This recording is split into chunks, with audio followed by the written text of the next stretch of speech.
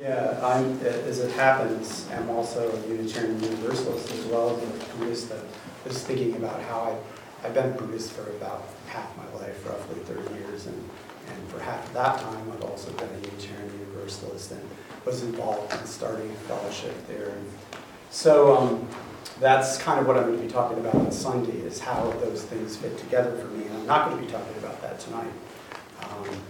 Instead, I'm going to be talking about grief and how I, as a Buddhist, am thinking about it or in the midst of going through a grief process. So it's pretty personal, and it's also a work in progress. Like I wrote my notes for this today. Some of the things in it I didn't even know until yesterday or this morning. So it's, in that sense, pretty ongoing work in progress. I don't know how many of you have read Gary Snyder. You guys know Gary Snyder? Yeah, no, so I have some Gary Snyder fans. Well, Gary Snyder is a Buddhist who won a Pulitzer Prize. We also have some Nobel Prize winners. But the Pulitzer Prize for poetry went to Gary Snyder for a book called Turtle Island, I guess. And but then he wrote later, in the 90s, a book called Practice of the Wild, which is all essays. They're very, very poetic essays. But I like the fact that, Gary Snyder, since the 1950s, Beat Generation, has been really serious about trying to figure out in a way of being both, I want to say American, but for him that's not exactly the point, a person of this terrain, a person of this ecosystem here, Turtle Island, and also a Buddhist, given that Buddhism is not indigenous to Turtle Island, right? And so he's like really serious about that. It's and that's kind of still something that's going on today, is trying to work out how those things fit together. I guess you could say it's a contested area, but usually what it is more lots of different people are trying different kinds of experimentation, trying to figure out like what's really at the core of the Dharma and what's Asian culture that we don't necessarily need to have on Turtle Island. And so not everybody agrees. Well, people all disagree, of course. Right? You Syrians know that, but that's fine. That can be fine, right? So he has this great quote in Practice of the Wild, which is that we're all apprenticed to the same teacher, reality. And this is like a really important idea in Buddhism, that we suffer needlessly because we don't see things in a realistic way, and that we will overcome needless suffering by coming to see things, even if it's very painful to do so, in a gradually more and more realistic way. I talk about this, I always think about the Matrix, and the red pill and the blue pill, and then one guy, just saying, well, I know it's all an illusion, but I'd rather go have steak dinner, right? And meanwhile, people are sucking all energy out of his body to fuel the evil. And whereas the other guy is like, oh, God, the world as it is really horrible, but I'll take that pill anyway and, be part of trying to make it better, right? So that choice goes against the grain. And that's what Buddha said, that his teaching goes against the grain. It's not going with the flow, it's going against the flow. Because if we just go with the flow, we go around in the same cycles of frustration and disappointment in our personal lives, and war, and pollution, commodification in the larger world. So yeah, it's a problem to figure out how to coax ourselves against the grain, for each of us individually, to see things in a more realistic way. And this is when Gary Snyder says we're all apprentices of the same teacher. He means Buddhists and non-Buddhists, lay and monastic. He probably has other groups in mind, axes in mind too, but I think those are the main two that he's really thinking about, because he goes on to say that we're all working in the school of hard knocks, in a sense, even if it's different bumps for different people, and that you can be up at 3:30 chanting sutras, or you can get up early to do some meditation before you wake up the kids and get them off to school, which was a very complicated, stressful process. It wasn't in my house anyway. And like, according to Snyder, it's not, one of these things isn't better than the other. They're both training grounds. And each of them can be really good training or not, depending on what the mind brings to it, right? And so this idea of like training the mind, whether we're lay people or monastics, is really a crucial idea in Buddhism, and it's not, and to my understanding, a crucial idea in Unitarian Universalism, a systematic program of training the way we as individuals look at the world. You know, Unitarians were more about getting along with each other and trying to do some good in the world, the larger world. But we can't all agree on a private spirituality for transforming our minds, so we have affiliation groups, right? But Buddhism is like, from ancient times, been about, you know, developing systems, not to say, gosh, we should be so more loving, why aren't we? But to say, okay, we know we're not loving, but like, if you want to be, here's a recipe. And it's like we're used to going to the gym, you know, people say reps. How many reps did you do, or how, you know, on this machine? Well, how many reps did we do on practicing to be more kind or be more compassionate? It doesn't happen spontaneously, see? It's like we could just wait until we felt a little bit of compassion and then pat ourselves on the back.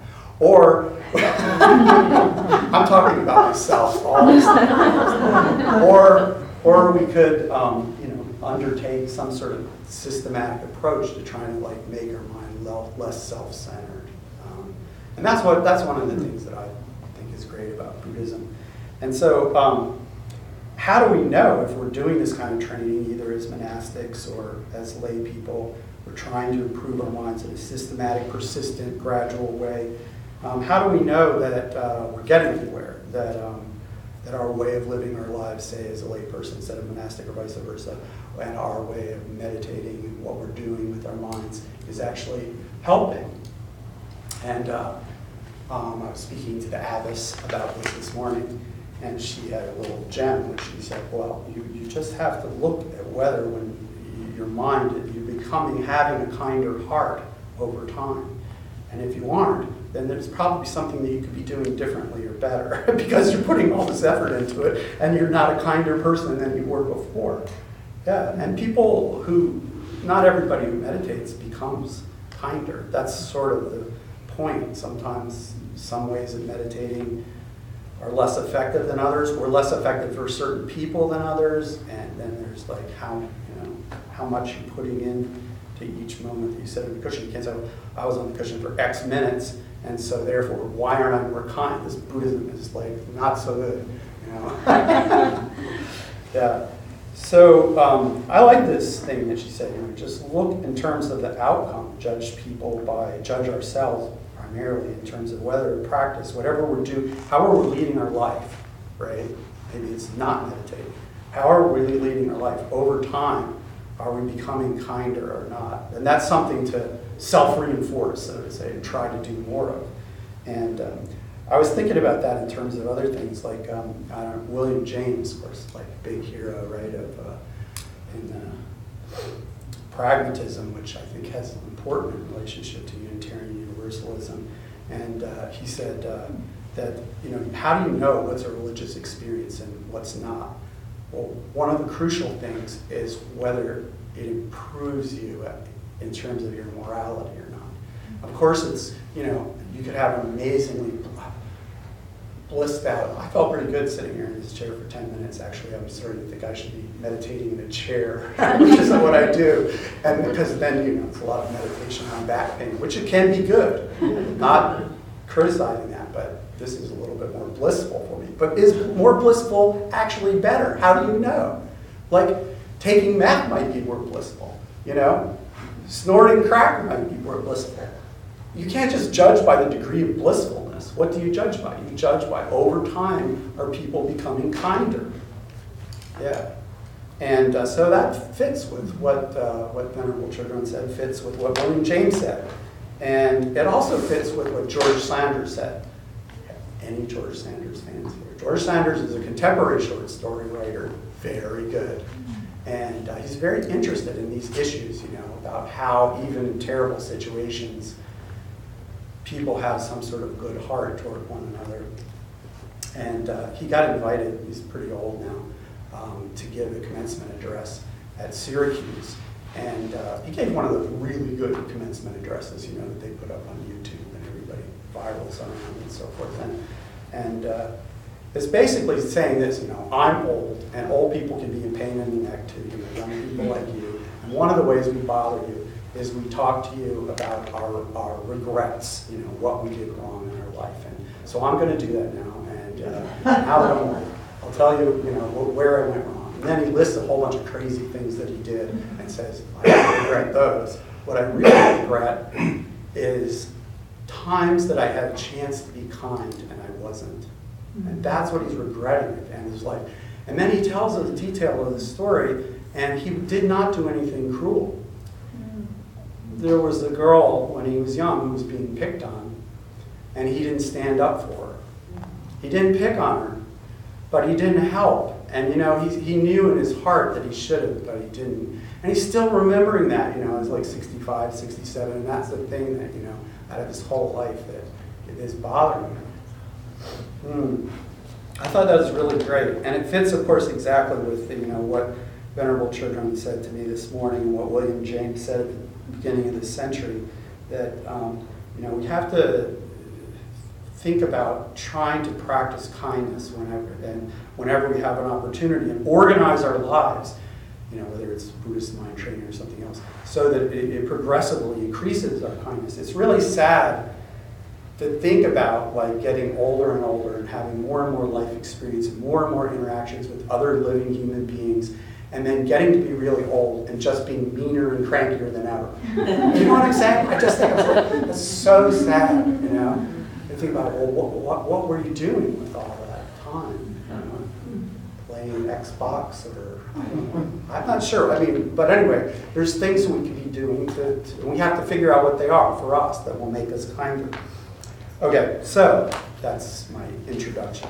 Now, this is focuses on the issue of grief, and my recent personal encounter with conventional reality is that my wife of 28 years died of metastatic breast cancer in November, and she was originally diagnosed with breast cancer in 2004.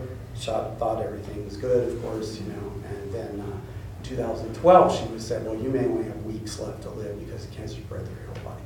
And it turned out she lived for 13 months, but the whole time it was like, well, you might die next month, you might die next month. And that affected me, shall I say. And then afterwards, there's all these crazy things you have to do after a spouse dies. So it's really complicated. And you'll find out if you haven't already. And so I got a lawyer, and I picked my lawyer on the basis of the fact of whether his wife had died. This is confessional, right? It's not. I don't recommend this approach, but anyway, that's what it is. And so he had come home from being married and in the late 20s. And he was working as a lawyer, and they had a bar in their house, he's a drinker. And he came home and his wife was making him a cocktail over at the bar, and she died.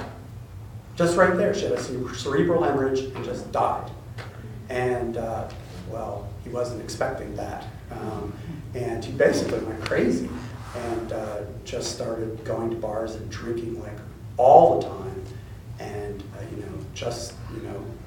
going around with whomever he met in the bars everywhere for years. Years. He was just completely lost before he got himself, back on the path.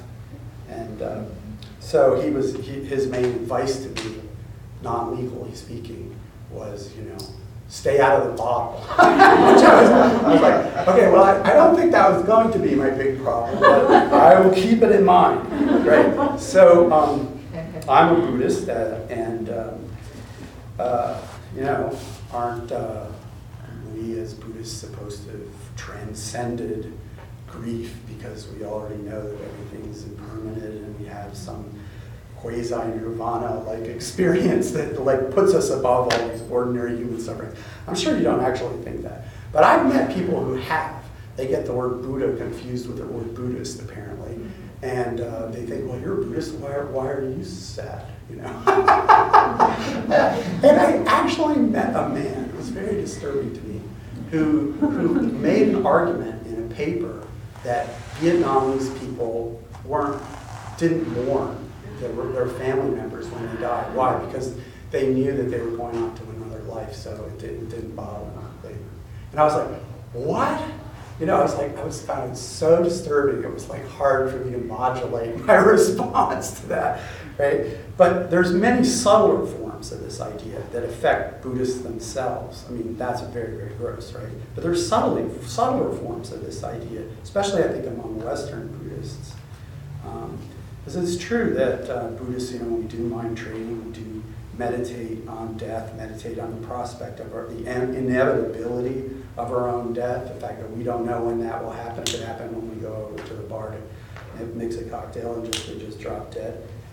It's all kinds of stories. You know these stories too. People don't just die in like the way they were expecting, according to plan. They die in some other way, usually. But you know, all this meditation on impermanence and how everything's changing and how life is passing by, and we have to attend to that, doesn't magically make Buddhists different from other human beings. There were sort of Buddhists that I know are all human beings, as far as I know. Maybe some of them are in disguise. So there's a famous poem that you might have heard that I think really expresses this beautifully by Kobayashi Issa, who wrote 20,000 haikus and didn't make any money off of it. Everybody in his family died before he did, and then his house burned down, and he died poor, living in an outbuilding on his property. After one of his daughters died of smallpox, he wrote one of his 20,000 haikus, which is, "This dewdrop world is indeed a dewdrop world, and yet. That's the whole poem.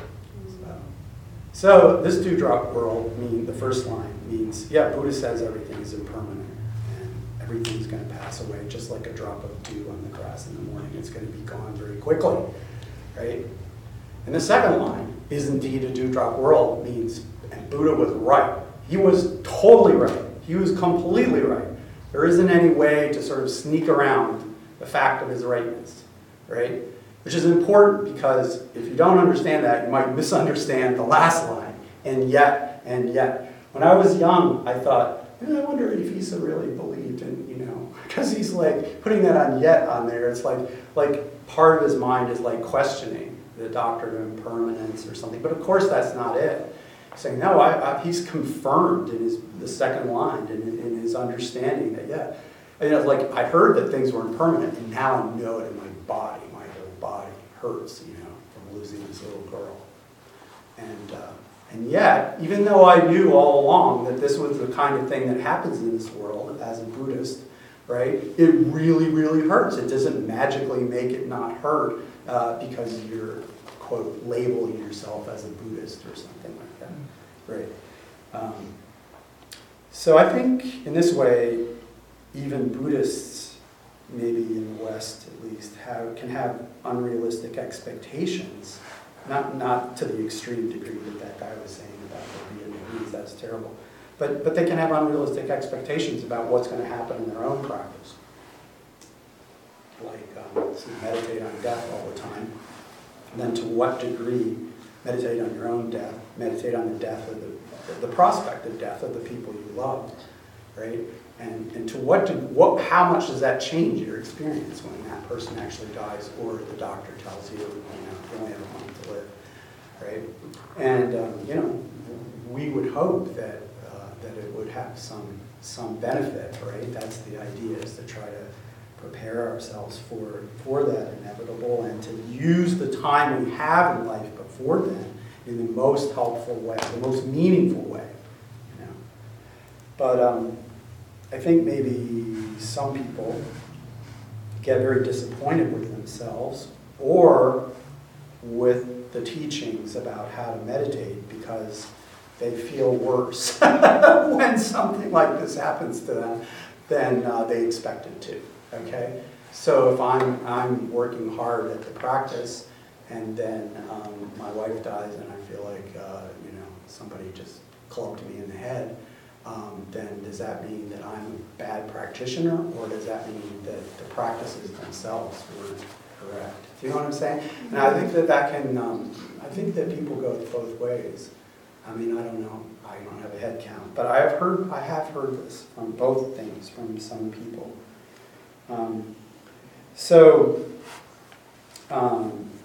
The other little gem I got from Venerable Chodron this morning was a definition of grief, which she got from somebody else, I don't remember.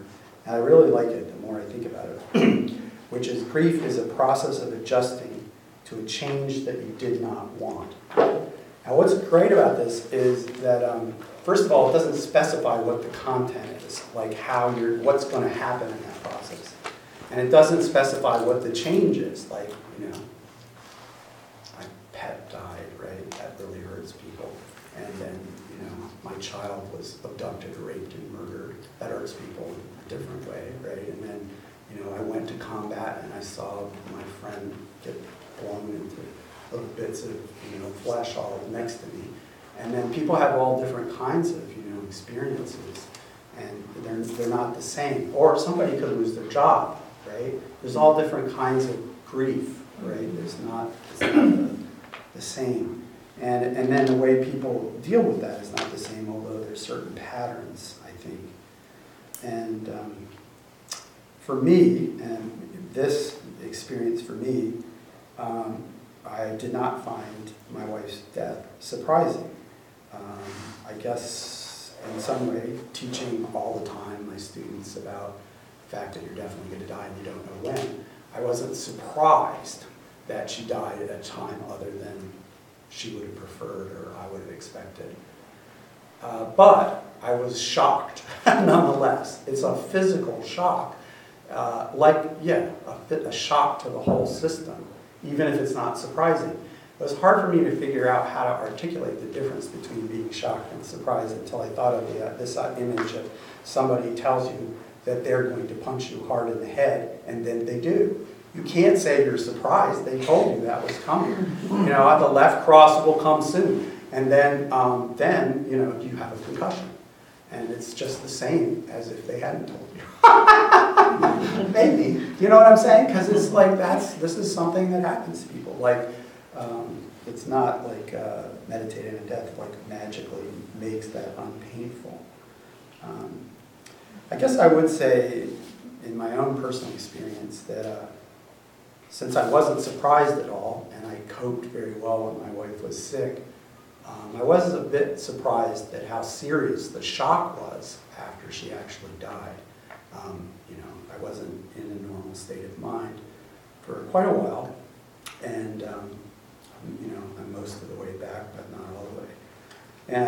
And thinking about how there are people who have human bodies, persons embodied in human form, hurt when they're struck like this. It made me think of this story of the Buddha's life where his cousin, who was really bad person of the early Buddhist stories, causing all kinds of problems, tried more than once to assassinate the Buddha. And one particular time, he arranged to have a rock pushed down to try to crush Buddha.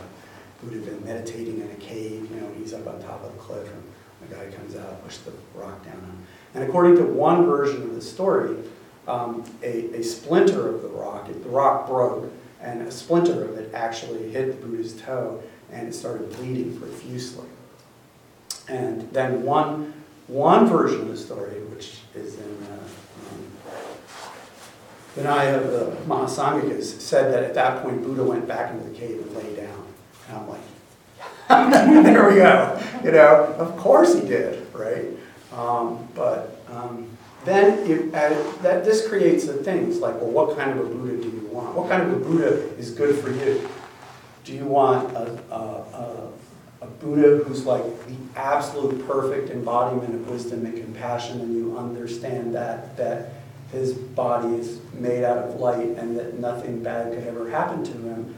And because, it's the culmination of so much practice that he's transcended being hurt. Okay, he's transcended all pain. And that could be very inspiring. It is inspiring. It's an important way of looking at things in Tibetan Buddhism. And so that we could call the high Buddha. And then the low Buddha is like you have a more naturalized idea of Buddha, which you do also see in the Buddhist tradition, which is, Buddha is an extraordinary human being. An extraordinary human being, but a human being. And that is not what's said. The whole idea of being a human being in Tibetan tradition is that, well, you're still stuck in the cycle. Buddha's like transcended the cycles and not really a human being.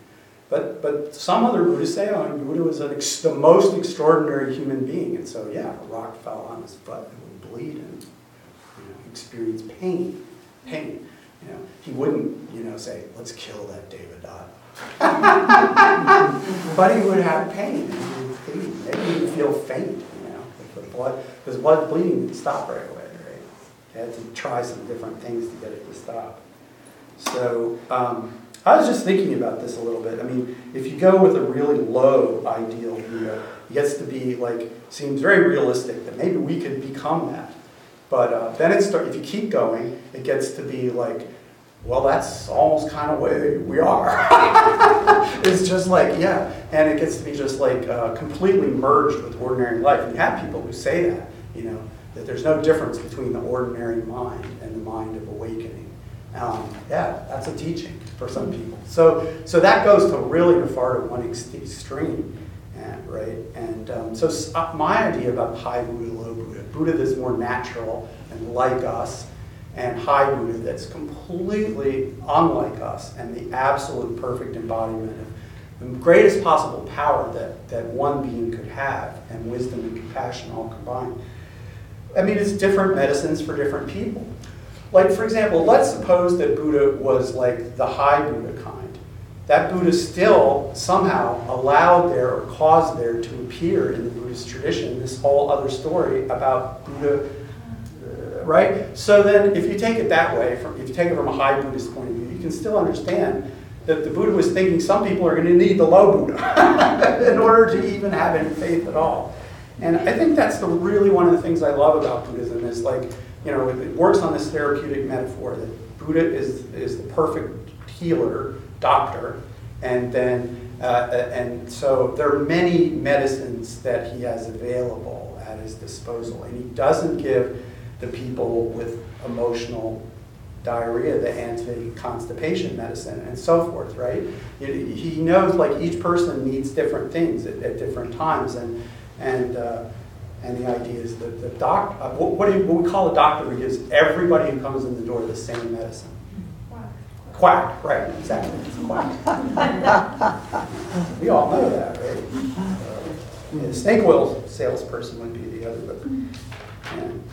So personally, for me, and I'm not talking about the Buddha now, but I'm talking about regular teachers. I like it when teachers show what kinds of problems they're still dealing with and what's arising in their mind and how they're working with it. They could be lying just to make me feel happier. Who knows? I'll just take it that they're not, because it makes me feel better. But I'll give a couple of examples. I mean, the Dalai Lama is in Tibetan Buddhism regarded as the living embodiment of compassion. He's not really a human being. He appears as a human being, but he's the living embodiment of compassion. Okay.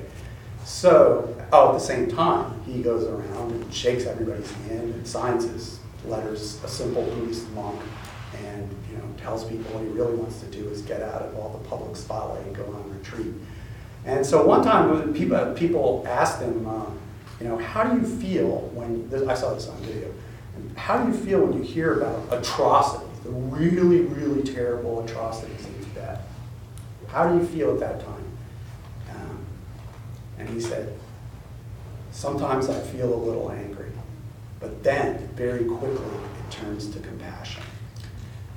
So that's like, yeah. So who's he have compassion for? The perpetrators. Perpetrators, of course, right? He's thinking, God, these people have this terrible karma of committing these horrible acts. What kind of mind state were they in, or will they be in, having been the perpetrators of these horrible acts? You know, his you know, he's saying his initial reflexive response is quickly displaced by compassion on the basis of what? Extensive mind training, right? Practicing this every day, right? Thinking about your enemies in a loving, compassionate way. So another example is Robert Aitken Roshi, who taught Zen in Maui. And there was a time, I don't know if you remember, when there was all these huge sex scandals in the Zen community, and you know, it was kind of embarrassing, and just like there have been some in the Christian world.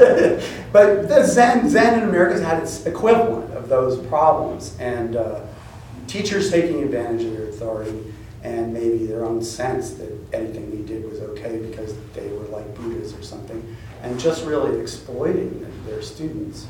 And okay, so then at that time, Robert Aitken, who was a layman and was married, and was, you know, I don't know, probably about 50, he published an article in which he talked about how a teacher deals with lust, how a person who is a Zen teacher deals with lust.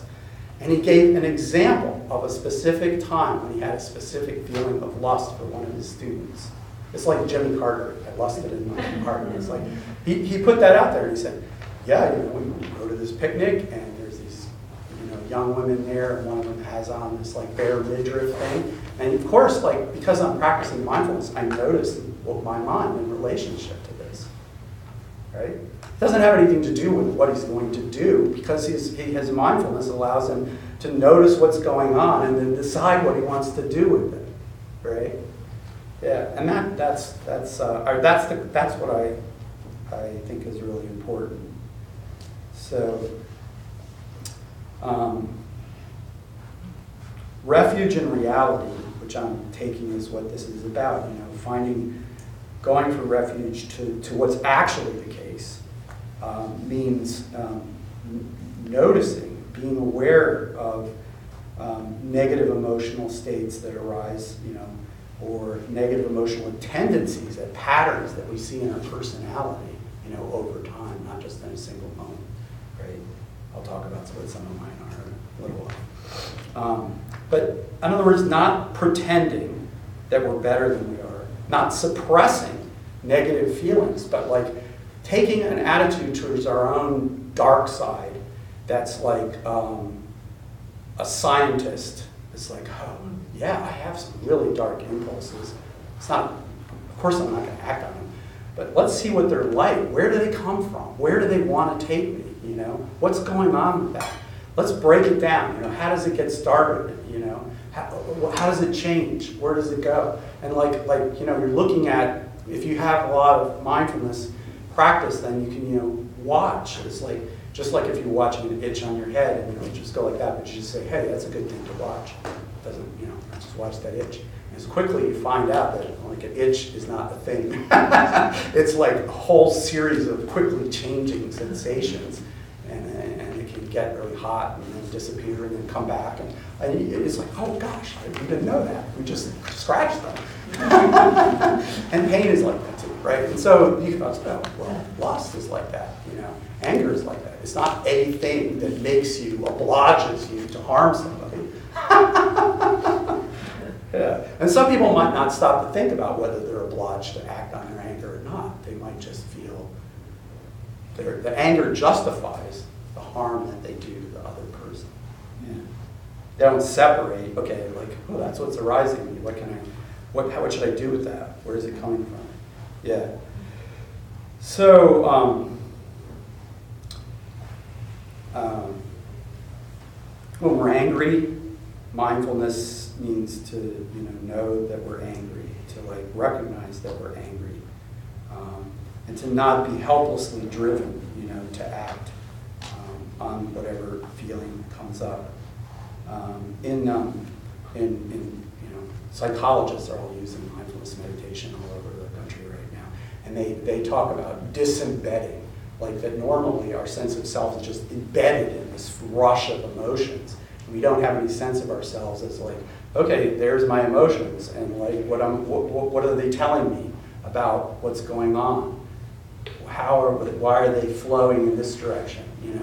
It's like, well, we can learn to not be all of our turbulent feelings, but to have that as one set of information that's available in our body, right? And then that's called disembedding in Western psychology talk. But it's like what Buddhists have been doing for a long time in the context of mindfulness meditation. One guy, Rinpoche, says it's like learning to not be in the rapids, but like up above, looking down at the rapids flowing along. And some people like think, oh, well, you should just stop the rapids. Well, that's a lot harder.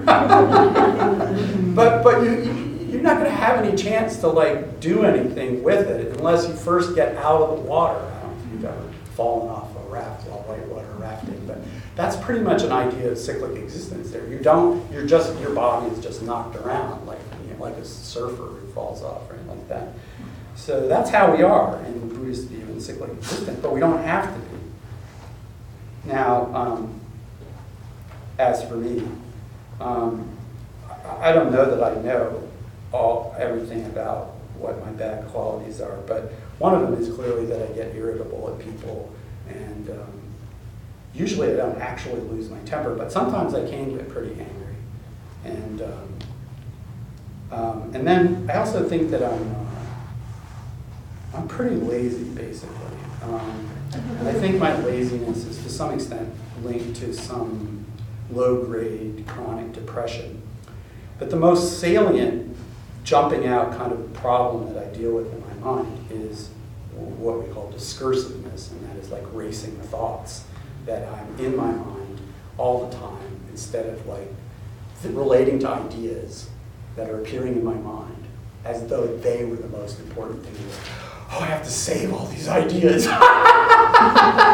They're so important. They're more important than any of these people. Their people are just examples of great ideas that I've had. So that's probably my worst quality. So there it is. Not so much the midriff problem. So what do you do with that? Well, Dr. Buddha's Dharma Pharmacy has some different suggestions. It's not just like, here's your snake oil. So for me, when I have a sense of, if I can notice, like in the beginning, I'm beginning to get angry. What does it feel like in your body? And do you know, like, where in your body do you feel it when you begin to get angry? You have to learn, right? And then watch it. If you know what it feels like in your body, then you can catch it when that feeling is just starting, right? And then you can decide, well, that's interesting. What does that tell me about what's going on? What I'm trying to say is that's information. I'm not trying to say you should just make your emotions go away. It's like if you're angry, it could be that there's something unjust happening in the world, and if you simply say, well, I'll stop being angry and that'll solve the problem, the injustice is still there. But on the other hand, we can fight against injustice without being in thrall of this, down in the rapids, in the thrall of this emotion. It seems very difficult, I know. But a good example is Gandhi. He changed the whole subcontinent of India, and people didn't see him getting angry. He was able to pull off that trick. So what I do when I feel this is like I do, it's called loving kindness meditation for one thing, which is, first starting with the sense of caring for myself and loving myself and wishing well for myself. Now some people have a big problem right there, but that tends not to be my problem. And but some people do have a really big problem just there because they have so much internal self-criticism. They can't even feel they themselves are worthy of love. Well, if you don't feel that you yourself are lovable, it's really going to be hard for you to genuinely extend love to other people. People who don't love themselves can become martyrs and codependent with other people. They could do specific acts which are kind, but they're not really going to love other people because they don't have a basis of loving themselves to extend out. And so it has a kind of falseness about it.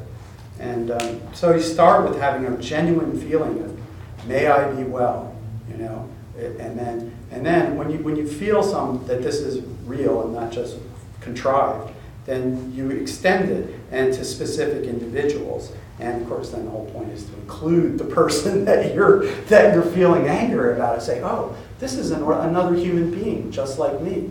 They would like to be happy, and they think doing whatever thing is pissing me off is like some part of their plan for happiness. Just like I think doing the thing that they're objecting to is part of my plan for happiness. And we're all trying to find happiness and avoid suffering. And in that way, we have so many differences, right? But in that very fundamental way, we're alike. And so there's a lot of research on this, that the more we come to feel that the other person is fundamentally like us, the more easy it is for us to extend empathy towards them. So you just have to do that. There's so much. There's all this research on this now. It's not just Buddhist teaching. It's stuff they've done in the lab. So then, I don't know, laziness. I think about inspiring people. You know, the Dalai Lama is like this most inspiring because he appears never to get tired, and he's besieged like all day long by people who are sort of desperate for his attention. I would like, take some ibuprofen about 10:30, and then at 1 o'clock I'd be ready for a nap, and I'd send everybody else home. I'll see them tomorrow. But he just like keeps going and going and going, and like radiating kindness and energy like towards everyone. And I don't know if you meet him, but it does. What do you say? Sort of, it extends your imagination about what it's possible for human beings to become. I would say that, right? I mean, even if you just start out saying, well, he's a human being, he says he's a human being, Tibetans can believe whatever they want, but like he's a nice guy. But then if you actually get into his presence and see how he is, then there really is something very extraordinary about it. Everybody finds this to be so, almost everybody. I met one guy from the Chinese news service who hates the Dalai Lama. I think he had an agenda. But yeah, associating with people who inspire you and help turn your mind in the right direction. Like actually this is how I'm not a self-starter because of this basic laziness. But if somebody says, why don't you do this? Why don't you come to Sravasti Abbey and give us all these talks and then go down to Spokane and give all those talks? I said, sure. It's like, it's not my basic energy. Someone else, thought it up and gave me a plan. And I just like, okay, whatever. It's like so much easier for me to like feed off somebody else's self-starting energy rather than generate my own. And there's this famous saying that Ananda, who's the close attendant at the Buddha, asked him, is hanging out with the right people half of what spiritual life is all about? The Buddha said, no, it's the whole deal. That's it. It's all about, the way our minds are as human beings is just so influenced. We don't even know. It's not, I'm not saying it's mostly not conscious. We're constantly picking up, the behaviors that we see around us. And so that's a really big deal. Depression, I think, and I'll talk about this more later, I think besides inspiring people, which helps me that way, another thing, which I'll talk more about later, is helping others. And this is very interesting, but like people, there's also research on this. If you can get people to do something for another person, or even think that they're helping another person, right, then they feel better about themselves. It's like, oh, you didn't have to take it. Well, I'm not saying you shouldn't take antidepressants, but I'm saying like that works like an antidepressant in the same kind of way. And then discursiveness, which is you meditate on. I meditate on my breath to stop the rushing of the thought. I have some experience with that, so that it becomes like a refuge within my body from the white water of my thoughts. This is me, everybody's different, but yeah, that's how I am. So when you have some sense of loneliness arise, then notice that. When you feel numb, then notice that, right? When you feel that you're missing someone, then you notice that. If you're feeling self-pity, then you have to notice that, even though it's pretty uncomfortable and you don't really want to notice it. Right? One of my friends, who's a Zen practitioner for a long time, wrote me a little email after Valerie died and said something like, a little bit corny, but he said something like, "You're setting off on a great voyage. Be sure to, bring us back an account, of the world of loss, world of blinding grief. Bring us back a report on what that country is like," which I found sort of helpful because, first of all, somebody was giving me a mission. I already talked about that. But also, it invites you to say, oh yeah, well, all these other things I took as like objects of investigation. And now I have a really unusual specimen has come into, under my microscope. Of course, most of my mind is like, ah! But then there's this other thing that's like, I'm curious about, like, oh, what is this like? Yeah? And so you can, in that way, get slightly disembedded because you're the observer of your own process. And some people have done really well at this. Joyce Carol Oates, wrote a really phenomenal book where, because she's just like an obsessive compulsive writer and she writes all the time about whatever she's thinking at every moment, then when she was in this terrible grief state, like really bad, suicidal, she still kept writing about everything she was going through and feeling and experiencing every day. And so it's like this, it's a phenomenal record of that kind of other country. I think, of course this is like a super common thing.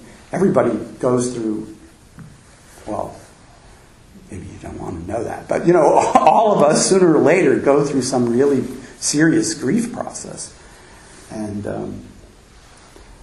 so it's not like this is some rare thing. But it's so funny, it does sort of, when you go into it, it feels like a rare thing because nobody talks about it. You have to find some obscure book. It's like millions of people experience this all the time. It's not like I'm the only person whose spouse died. It's like, but nobody like just talks about, oh, there's this part of life where you just feel horrible. And that's just the way it goes. You know what I'm saying?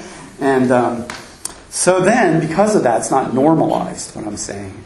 It feels like super weird and extraordinary when you go into this condition. And the idea was to see what are the components of grief? Like not just say, oh, this is grief, but like, okay, what do you mean by that? What are the specific things that is, like grief is a process, of adjusting to a change that you didn't want. Well, what's happening in that process right now? Observe it. Not just smear it over with a big grief label.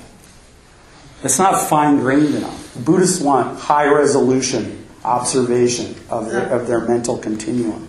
Not just like, oh, I'm going to the store, but like, well, what's happening right now in the sensations of my feet? How did they keep moving like that? An intention to walk is being, operating or something like that.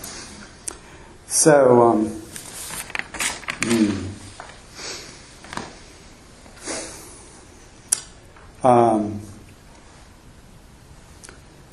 one thing, of course, we can do, and which I guess some of you have been doing in here already, is practice mindfulness of our own deaths, which I'm not going to have us do right now because maybe you've already been doing it, and that's not our main topic. But I mean, I think it's really important regardless of what you think about what happens when you die, to take, as Carlos Castaneda said, death as your advisor. That is like, it's not all the world religions have this, The Christians had like human skulls on it. It's like, the Tibetans have skulls in their ritual. Yeah, but the Christians have skulls sitting on their desks.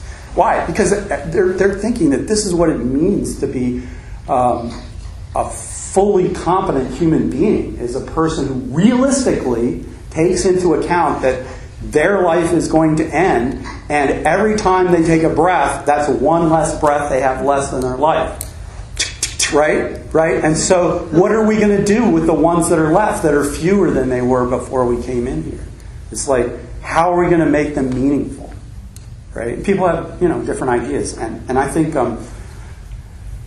maybe what people are talking about these days as their ideas for what will make their life meaningful as they come toward the end is called bucket list. That's like the new thing. They're like, oh, that's a word, that's a thing.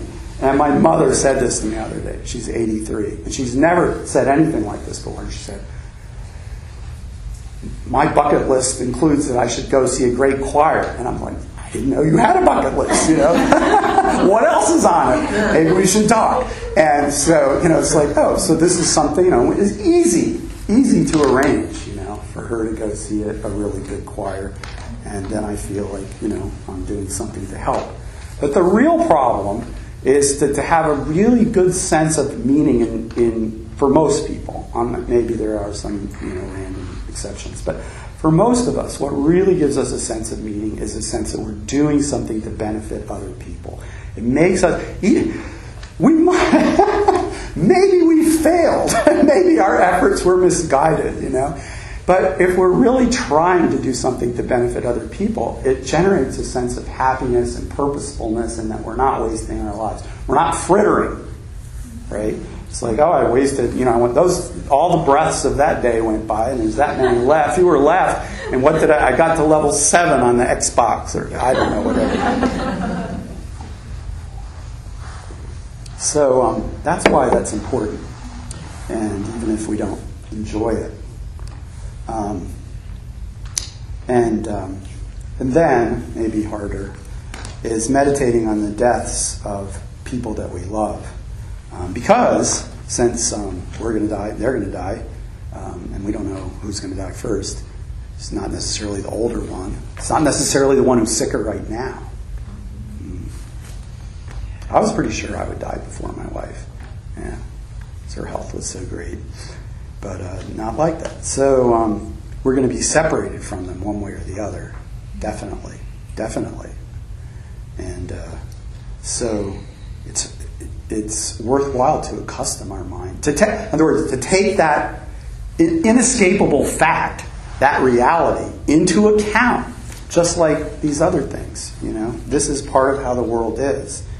And so then, we have to think about, like, my parents, before they die, might be, or, right, my siblings, or whoever it is that you love, your best friend that you haven't seen in, a while or something. You have to realize that they're all mortal, and if there's anything you have to say to them, you really can't wait. You have to, they could be dead the next day, right? It really could happen. And it does happen to some people. So, the hospice people, whom I've been mixing it up with a bit, right? They have this little, mantra to say, that unfinished business is to say thank you, I'm sorry, I love you, and I forgive you. And that is a really great list. I think it really covers a lot in my experience. And if we're grateful to somebody, we should make sure that they know it, before it's too late. And because what happens is you'll end up regretting it later, if you don't. And then if you hurt somebody else, don't wait to try to apologize and make it make amends, because people suffer what's called complicated grief. If they don't, it's going to be in your best interest, even though it's a pain in the neck, to deal with these things now, because otherwise it will hurt so much more later if you don't. To say I love you, some families, and this is the way my nuclear family was, we weren't really big on saying I love you to each other until Valerie got the terminal diagnosis. And then it became our standard practice, like all the time. And I think it's a big improvement, actually. And then I think, for me, the hardest one, maybe some people have a hard time saying I love you, but hardest one still is I forgive you. Because maybe you don't. Maybe you really don't have that in your heart. Maybe you're really, really angry at them. And in Valerie's case, my wife, the person who was left, the people who were left with the most complicated griefs were her close friends who were angry at her when she got a terminal diagnosis. And then once they knew she could die in a week, they felt like they couldn't really tell her what they were angry at her about. It was too late. Even though she wasn't dead, it was already too late to say, I know you're dying of cancer, but I want to tell you, I'm really pissed off at you about it. It's like they couldn't bring themselves to do that. So what was the alternative? She dies, and their grief is complicated by the fact that they're still angry at the person they're mourning. This happens, I think, a fair amount. Take our parents, for example, is a good example, right? So if you can get into the place to say, I forgive you to people, then it really will simplify your grief. But you might not be able to. So we have to still do the best we can. And then when we've done the best we can, you just have to let it go. Say, I've done the best I can. That's all that can be done. That's it.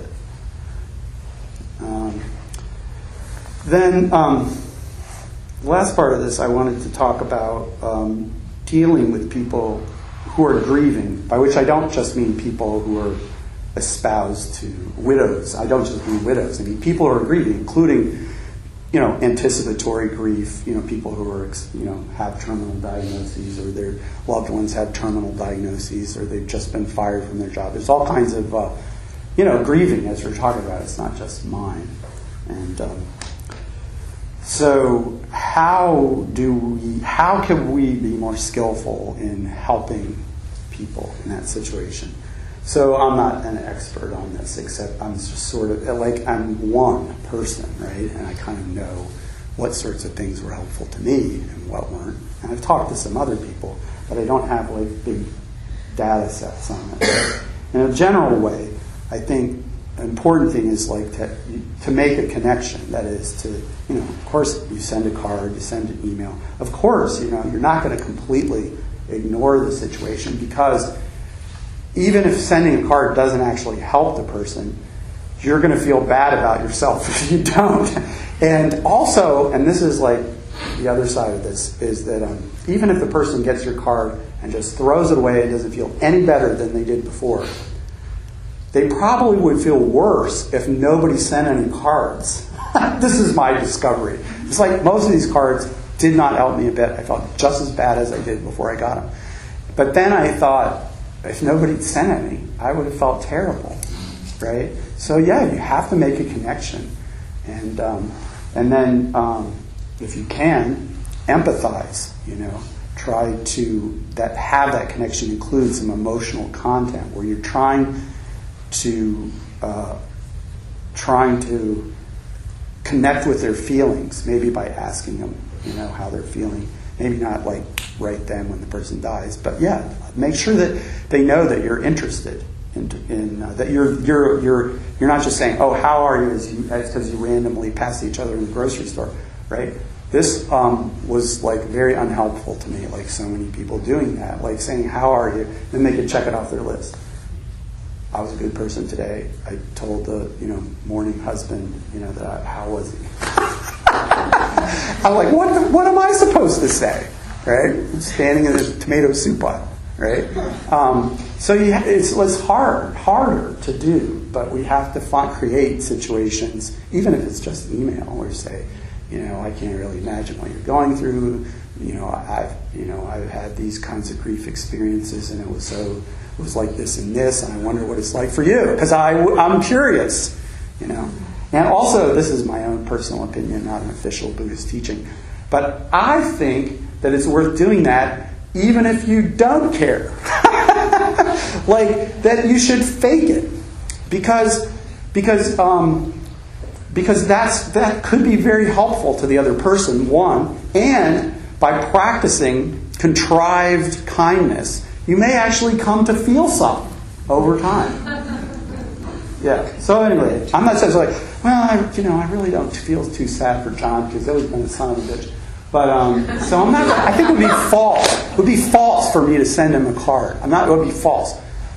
Who cares? Nobody cares if it's false or not. You're trying to help him,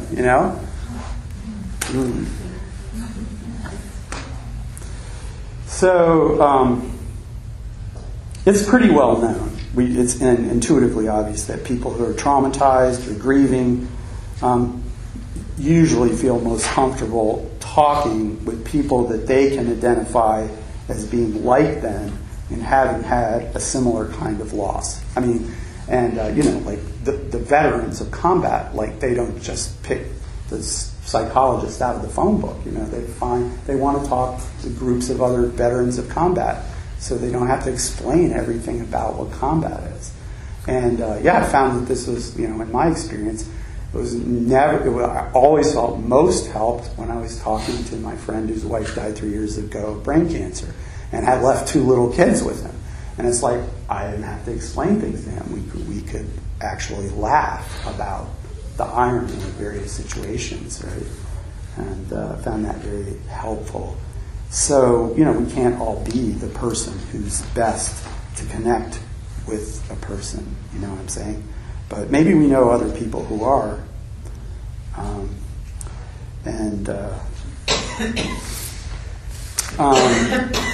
Another thing is that hearing about other people's experience of grief, especially if it's as serious as or more serious than one's own, is helpful because it normalizes the very strange experience. Like, by strange, I don't mean it's like abnormal in the world. That's the point. Millions of people have this all the time.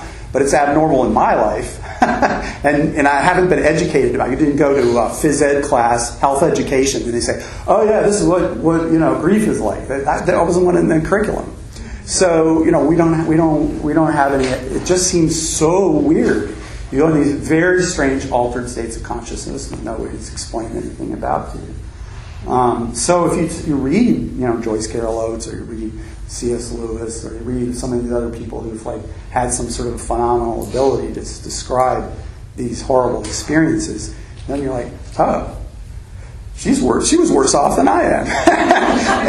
and it's like, oh, she had that symptom. And it's like, so that's not so weird that I had that too, even though I never heard of anybody else who had it before. Yeah. One of the things that I experienced shortly after Valerie died was intense shivering. Just bouts of shivering without the temperature changing in the room. Just like I would suddenly start shivering. 10 minutes, 15 minutes, like violently shivering, like I was freezing cold. And it was so weird. I said, well, that's not the first or second thing you find on the internet, but it is in there if you keep looking. It's one of the things. So there's all kinds of things like that, right? People have different configurations of symptoms in their process. So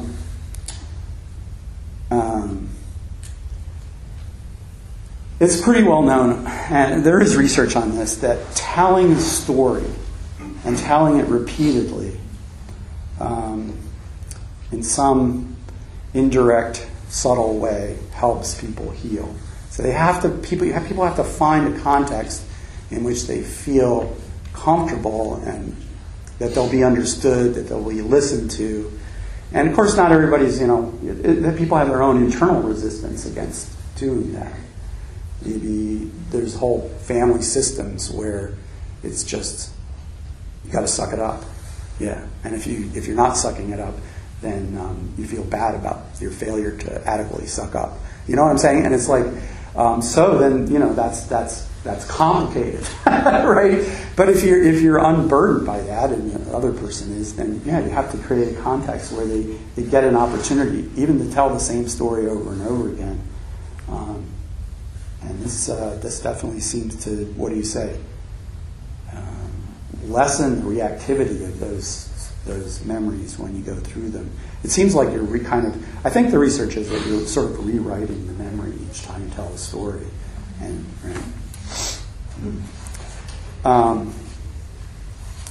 so I think one of the secrets of grief, or at least for me, is that, and you can't tell this to people, I'm not telling you to tell this to people who are grieving, how Guy said, but it's like a big part of grief is self-pity. It certainly has been for me. But you can't go up to a person and say, stop feeling so sorry for yourself. Of course your wife died. That's the nature of samsara. You can't do that. Even if the person is self-pitying, it doesn't help them become less self-pitying to tell them they're being self-pitying and they should stop it, right?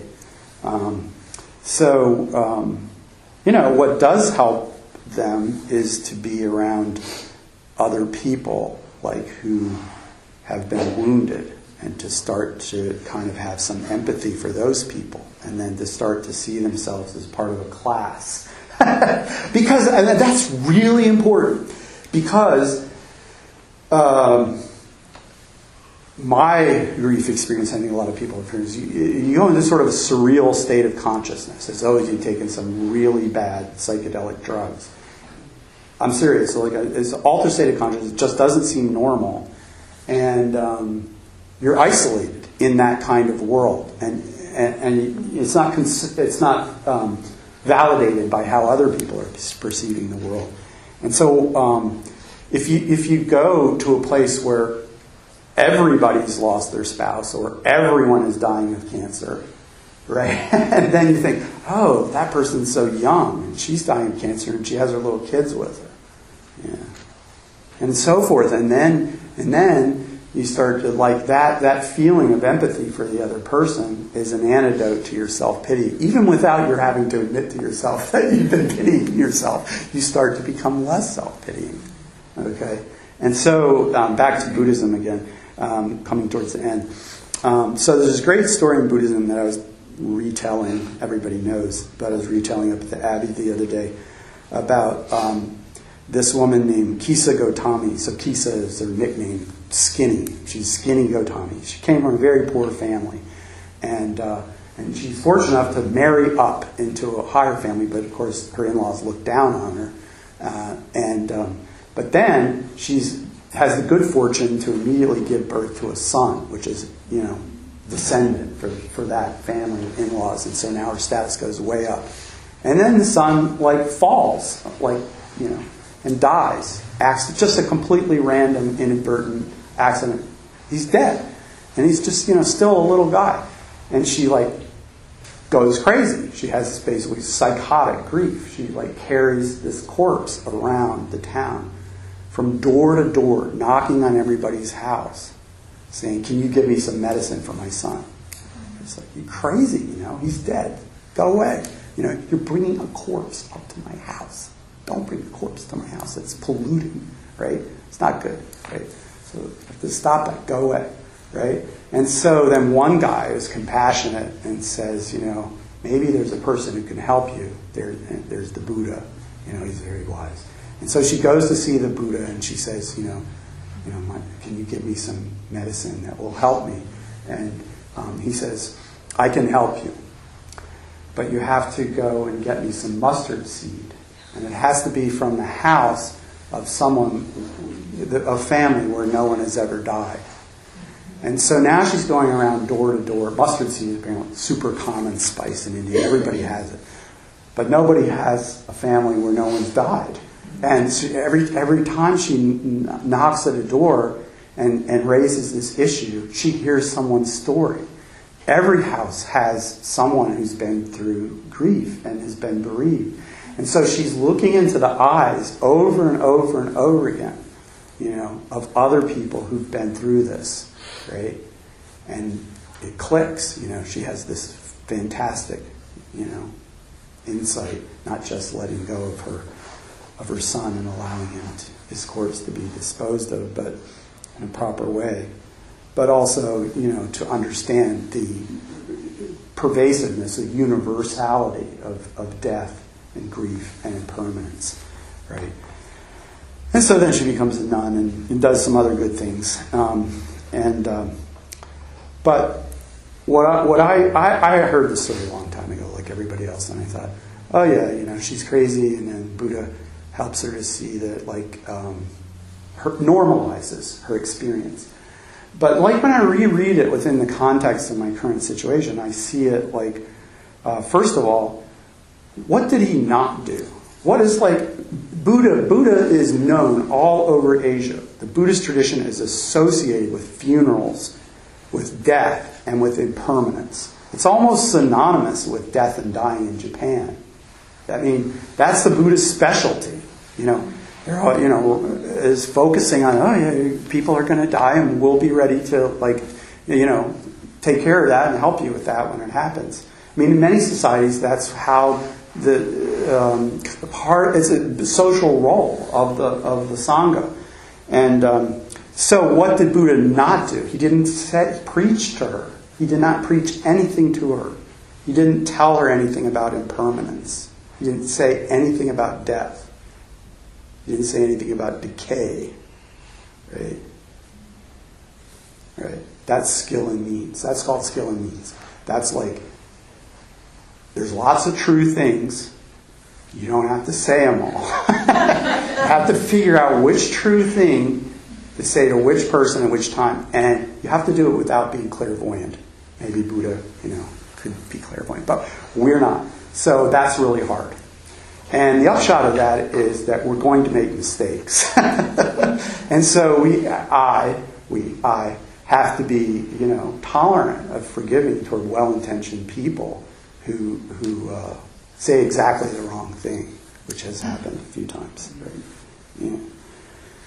We have to try. And we have to be, intentional and try to be as skillful as we can. And of course, the other thing, and which I already sort of basically explained, is that, she's looking into the face of people who are all bereaved. So it generates empathy in her, which is like the antidote to at least the psychotic part of her own grief, right? And in the case of my experience, and my wife lived for 13 months after her diagnosis, and every 2 to 3 weeks we were in the cancer center, which was full of people who had breast cancer. And they were all different. And they're all there, all around us, cheek and jowl, rubbing elbows for hours in the waiting room. That's the Kisa Gotami situation, right? It changes your mind without anybody having to give you a lecture about how grateful you should be that you lived this long, or how you should have expected this because Buddha told you that everything was impermanent. That it doesn't help, even though it's true. And this other kind of approach does, I think, or at least has helped me.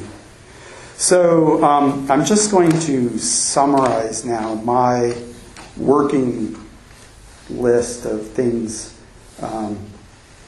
that, could be helpful when dealing with people who are grieving, which includes, losing their jobs and so forth.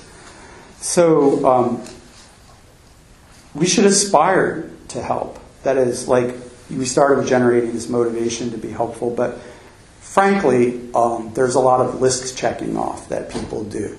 They know that it's socially obligatory to give condolences. They don't even know what the word condolence means. Do you know what I'm saying? But then they give them anyway. And then there's another level beyond that, which is, and I know some people like that, whose self-image is constituted around their niceness. And so in order to maintain this image of themselves, they have to make a sign to themselves or a gesture to themselves that proves to themselves that they're living up to their own self-image. It has nothing to do with the other person. It has to do with them maintaining the self-image as one of the good ones, right? Now, we don't always know what's inside other people's minds, but some people for a while, and you start to see what the pattern is. And so we have to do better than that. We have to use some kind of mind training or basic goodness to generate a real aspiration to help another person. And then, as I said, you have to try to make some kind of connection. But what exactly that is, varies with the relationship, of course, and the situation and the timing. There's some people who I just sort of know who would rush over to the house and knock on the door with a casserole. And then, do you see what I'm saying? It's like, well, maybe that wasn't the most skillful, right? And so you have to, it's so difficult, but you have to figure out, well, what's the most appropriate thing for this relationship that would really be motivated by my kindness? It's like Mother's Day. This just popped in my mind. It's like when I was a kid, you always think, well, I'll get my mother something that's really good. What do I like? It's like, no, that's not it. Yeah.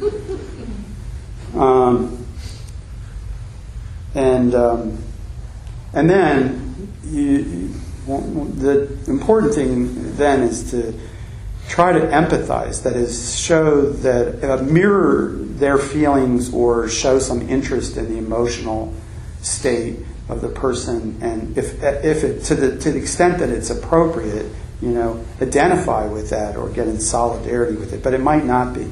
So it's really bad if somebody says, oh, my wife died, and the other person says, yeah, it really broke me up when my goldfish died. That's a true example. But I mean, nobody said that. So I'm just making that up because I don't want to implicate any actual human beings.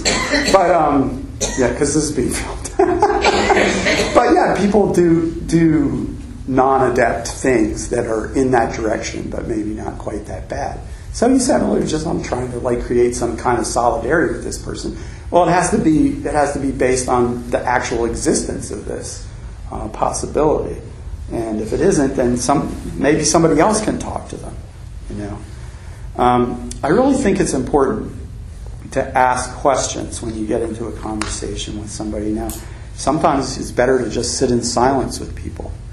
But generally speaking, at some point, people want to talk, and they take a seriously asked question, that has a pause after it, not like,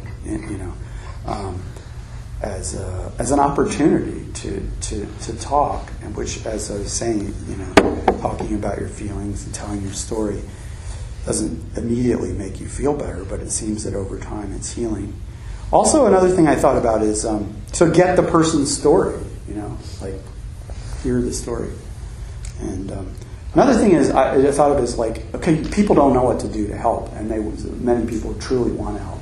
I had people send me emails and say, I don't care what it is, I'll come over and do your laundry, I'll put oil in your car, you just tell me what to do, right? And I'll be really serious. I appreciated the intention, but I felt like now I have something else on my list, which is to figure out something that person can do that will make them feel better. I'm sorry, that is how it was at this end. I don't, and so gosh, that's really a problem. Because the people are genuinely trying to be helpful and they don't know how. But if you talk to people and you get them to tell their story and ask them about what's going on in the house and what's happening with the kids and so forth, then it may appear to your mind what is the actual thing that you could do, right?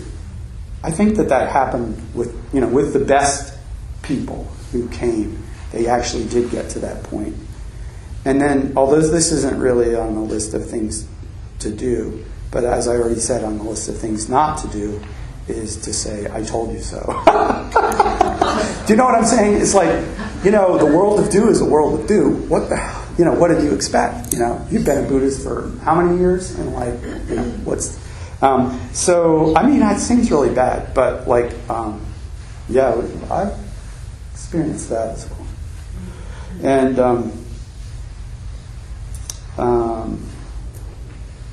and then, this is the last thing, and I already alluded to it earlier, and I think it's one of the hardest things to accomplish, but also something that can be really helpful. And it doesn't necessarily make you look like a nice person, which is the bottom line for a lot of people. And that is, figure out some way for them to help somebody else. And maybe that's counterintuitive, but it turns out to be really important. About 2 months, 6 weeks after my wife died, I got an email from somebody who really wanted me to help him with something, sort of a quasi-legal matter, and it really irritated me. But But I got my mind around to doing it, and then that set the stage for me feeling a little better about myself because I was competent. You know what I'm saying? And I'd helped another person. You help another person, it gives a sense of meaning and purpose to your life. Right? Helped another person. Just a little bit. And then maybe I can try something a little harder and more complicated. You know? And then, Venerable Churgon says, come out and give this talk. And why don't you also give this talk, and this talk? And it's like, oh, well, it seems to be working to let other people corral me into doing things I might not be ready to do. But you go ahead and try, and it actually can help you feel better. That's my talk. This is a quick question.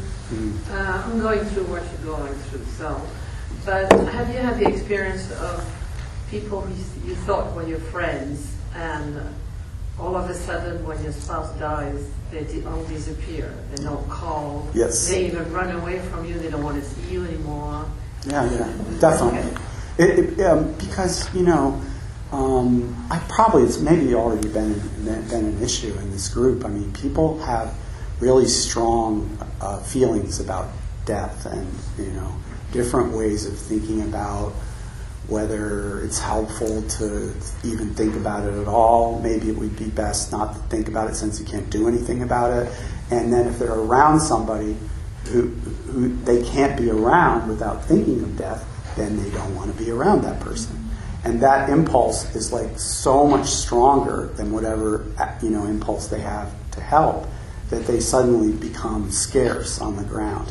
Or maybe they do like one little thing so you check it off, and then they go to Florida. That's what I was wondering, if they were kind of spooked out in a way.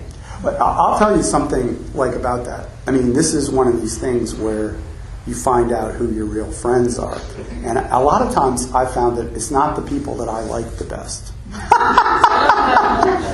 I mean, I'm just telling you, this is not, from a book. This is just my own experience. Like, I like certain people, and I feel real simpatico with them, but they aren't necessarily the people who were, showing up the most and were the most helpful. And some other people were just like incredibly helpful and show themselves to be really true friends. And you in this situation, you find out things that you never would have found out otherwise about the depth of people's loyalty. Absolutely. Yes. My best friend died of Lou Gehrig's disease 2 years ago, and during the process of getting worse and worse, I really needed to talk to someone. Yeah. And I couldn't find any family member that had the ability to listen without judgment or quick solution making. Oh, yeah. So the few friends that I had that could do that were good listeners, were few and far between and very difficult. And I just think that most of the people in this room, based on the reason why they're here today, are probably, we have a high percentage of good listeners in this room. Yeah. And it's a real value, and I hope people use that, because I think that's really important. Yeah, no, it's very, very well taken. That's true. I mean, you could relate it to the previous point, is that like some people that you feel closest to or that you love the most might not turn out to be the most helpful because of their own issues and competencies might not fit the situation. So maybe a stranger, like in the case of a competent therapist who you don't even know and you're paying money. In some cases, I'm not saying don't, but in some cases it might be more helpful than your family. For me, I found it really helpful to be around my kids as much as possible because it was self-evident that they were right in the boat with me, right?